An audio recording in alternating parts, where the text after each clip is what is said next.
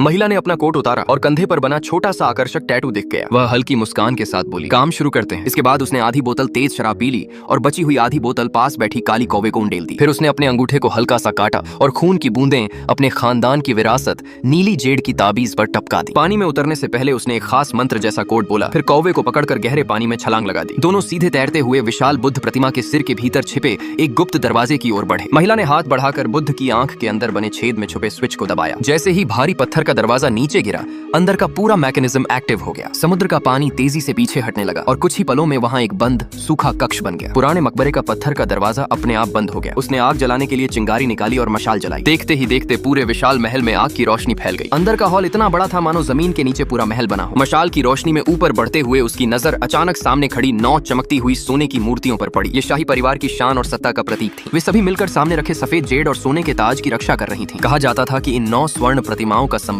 शाही वैभव और अपार दौलत से। लेकिन असली खजाना उस सुनहरे ताबूत के अंदर छिपा था। उसे खोलने का एक ही तरीका था, महिला के पास मौजूद नीली जेड की ताबीज को ताले में लगाना। जैसे ही उसने ताबीज ताले में डाली, अचानक उसके आसपास की जमीन तेजी से जमने लगी। बर्फ की परत चारों तरफ फैलने लगी। सौभाग्य से उसने फुर्ती दिखाते हुए तुरंत एक बैकफ्लिप लगाई और खतरे से दूर जा गिरी, वरना पल भर में वह भी बर्फ में जकड़ जाती। ध्यान से देखने पर उसे पता चला कि जहां वह कुछ सेकंड पहले खड़ी थी, वहां जमीन से दर्जनों तेज तलवारें निकल चुकी थीं। वह राहत की सांस ही ले रही थी कि अचानक ताबूत का ढक्कन धीरे धीरे अलग होने लगा। ढक्कन खुला तो अंदर 1000 साल पुरानी महिला का शरीर सुरक्षित पड़ा था। उसने सावधानी से ताबूत में पड़ी महिला के नीचे हाथ फेरा। अचानक उसकी उंगलियां किसी अजीब सी धातु की पट्टी से टकराईं। ध्यान से देखने पर पता चला कि वह एक रहस्यमयी प्राचीन ग्रंथ था। 3 नदियों के जल साधकों की सदियों से खोई हुई गुप्त विद्या। कहा जाता था कि यह ग्रंथ 3 प्राचीन वंशों की जड़ और 3 महान नदियों के रहस्य से जुड़ा है। लेकिन इसके साथ एक डरावनी चेतावनी भी थी। उस जगह में कदम रखते ही इंसान मौत के बेहद करीब पहुंच जाता है।